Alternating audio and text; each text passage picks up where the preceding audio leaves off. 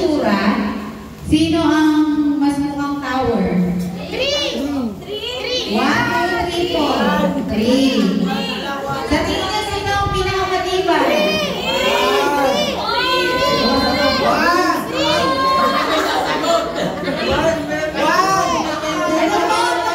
Napansin ko sa group 1, consistent sila. Ayun, paano nasabi yung group 1 consistent? May manok, may tulungan. Ang ganda kung piniisip niyo ako doon, ha?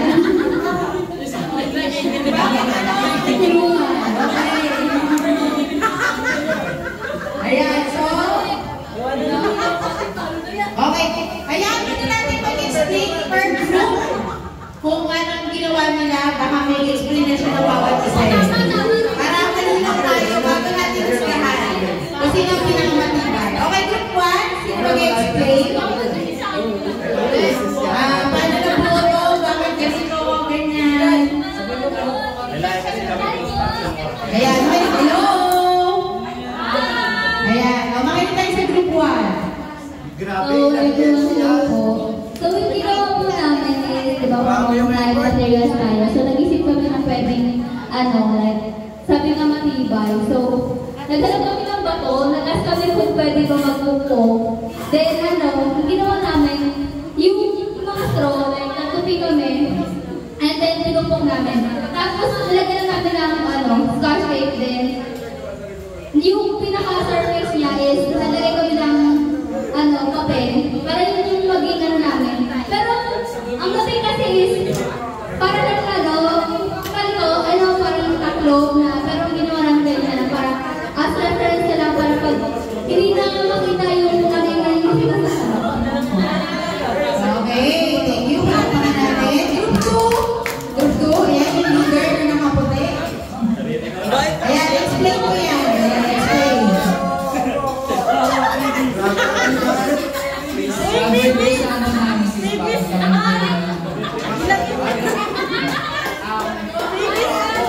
Ang gagawin po sana namin dito is lalagay po sana namin ng dalawang video, tapos lalagay po namin ng istro, tapos puputulan po sana namin, kaso nga lang kinulang po kami sa host, kaya parang ganito yung nangyari. Puputulan po sana namin yan, ipapatay po namin dito sa may friend. Tapos para dadagalan mo ng channel sa mga ng bagay, parang kapag dito, parang siya. Baka kami pa rin siya, hindi siya matutunan. Tapos yung dito naman po is, support na lang po para sa mga kigil. Kaso nga lang, kinulang kami sa istro. Alininig. Magawa ko na bahay. Okay, ayan. Salita daw yan, ayan. May naalala ko lang ito. May naalala ko ito. Para nakikita ko ito sa Golden Heaven. May pen. Diba? Ayan, palapakan natin si group 2 o group 3.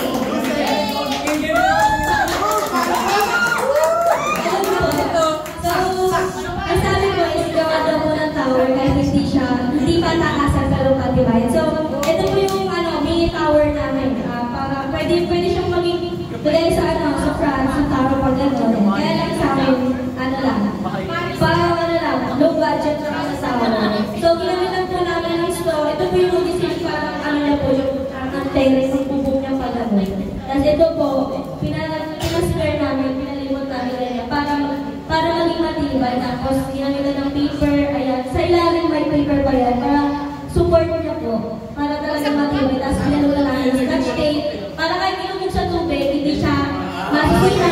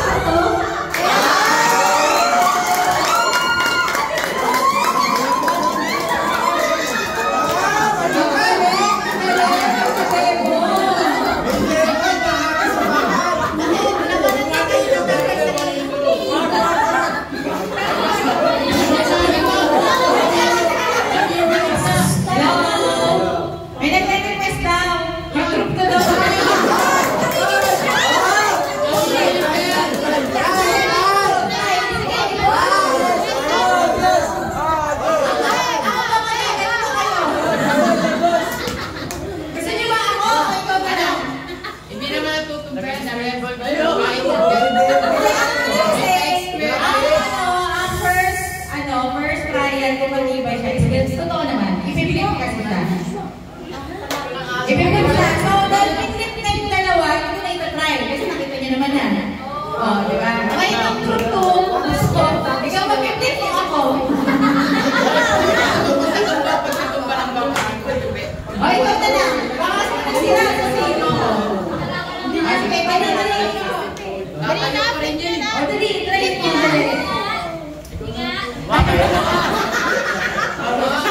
Kasi kasi nag-grupo mo, no? Ano pa tandaan mo naman? Huwag malakas. Hindi naman ang tutumbe. Okay.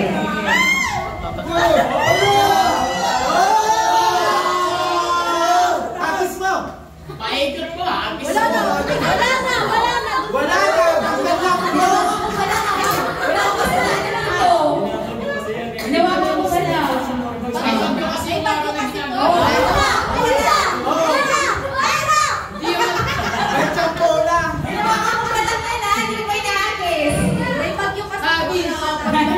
Okay, ready?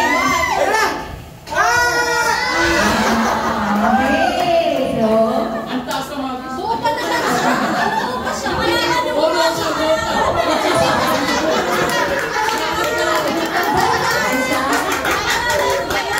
okay, so next naman na challenge. Ito kasi for sure naman to eh. Ano mo yung base yun? Ano tao o ano? Ibon? Parang ganun siya yung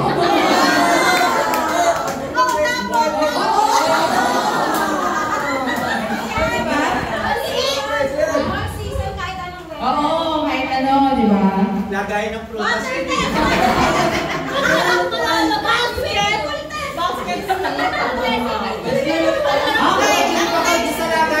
Okay, ang next naman ay sa try for level 2, babatuhin natin sila. Okay, babatuhin natin. Ano ba babato natin? Pwede ba ng tissue? Okay lang ba ito? Pwede.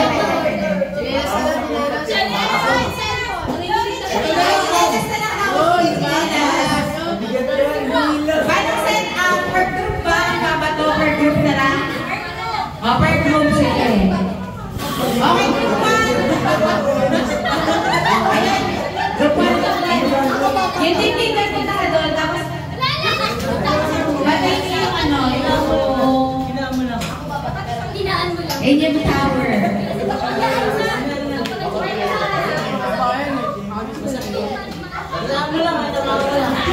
Tapos yung iba pa rin natawan.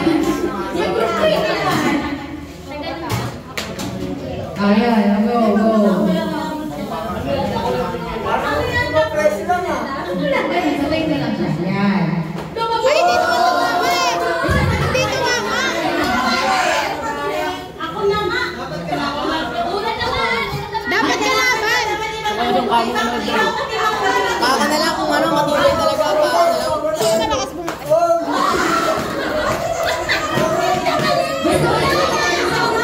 Okay, o, tapos na.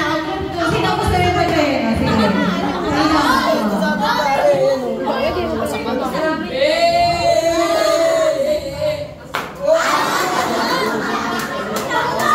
Mga gutom na yata ng mga gutom na.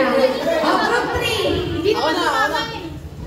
yung group 1 na lang, yung group 4 na lang yung ano niya, bato yun. Wala, si Ryan! Kahit sino yan po, kahit sino po yan. Yung sa group 4 na lang matawag.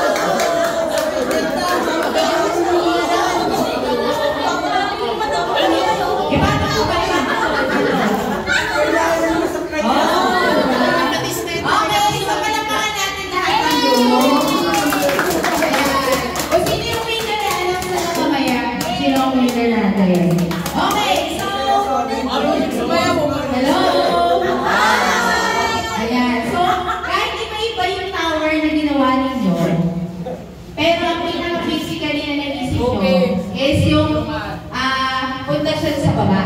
Okay? Yun yung pinaka-importante. Okay, ano yung sinasabi ni Ate Lori kanina na pundasyon na kailangan natin as a DBU? Ang sinasabi ko na foundation is kung saan kayo nagaling, which is yung bahay ninyo. Okay?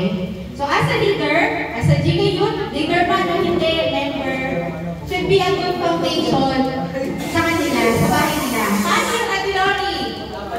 Leader tayo sa labas.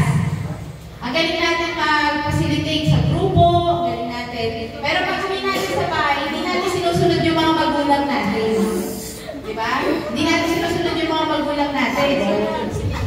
Leader tayo sa labas, ang galing natin, active tayo ulit ng mga session, sagot tayo ng sagot pag tinatanong nila ate at kuya, pero pagdating sa bahay, sinasagot pala yung mga magulang. Tapos hindi nag-aaral, hindi na tumutulong sa gawaing bahay. Okay?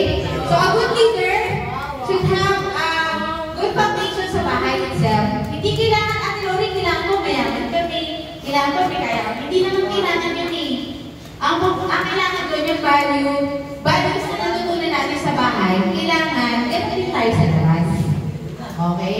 As a GK Youth, as a leader, dapat maging good follower muna tayo sa loob ng bahay bago tayo maging good follower o maging good leader sa labas. Okay? Dapat ganun.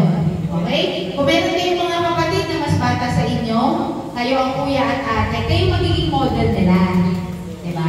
So, dahil model kayo ng mga kapatid ninyo, dapat sila mismo talaga yung una nakikita yung pagkakaiba ninyo sa ibang youth. Okay? Dapat sila mismo yung nakakita. So, dapat, as a leader, yung qualities ninyo na sinasabi ko kanina, dapat ina-apply nyo na siya sa loob ng bahay. Okay? Sunod sa magulang, mag-aral ng mabuti. Hindi naman kailangan maging top 1. Diba? Ay, ate, hindi kasi ako pwede maging leader kasi hindi ako top 1 eh. Kasi ang hirap yung subject namin. Hindi naman kailangan na gano'n. Hindi naman kailangan na achiever. Matapos yung high school mo, matapos yung senior high mo, it's okay. Kasi pinaghirapan mo yan. Yun ang importante. Hindi ka nanloko ng tao. Diba? Tapos, sa mga magulang. Diba? Tumulong sa mga gawain ng bahay. Yan. Kasi ang hirap na tinitingnan ka ng mga ibang GK Youth, ay, ang galing ni ate, ay, ang galing niya magsalita, ay, ang galing niya mag-diskarte. Pero paano naman kayo sa loob ng bahay? Yun. Kailangan pareho sila, or kailangan balance sila. Okay? Naintindihan ba? Okay. So, walang problema na maging active sa GK Youth, umatay ng mga session, umatay ng mga ganitong leadership training, pero kailangan i-apply nyo muna sa loob ng bahay. Okay? Kasi mas magiging masaya, magiging proud yung mga magulang nyo kung sila mismo at yung mga kapatid nyo yung unang nakakita ng development ninyo, ng as yung pagiging leadership nyo, yung leadership nyo na alam nyo sa bahay. Okay ba yan? Aba! Okay. So, syempre yung una natin yung personal, so yung personal ninyo, and then pangalawa yung good foundation. Okay, so ready na ba kayo sa sunod na activity?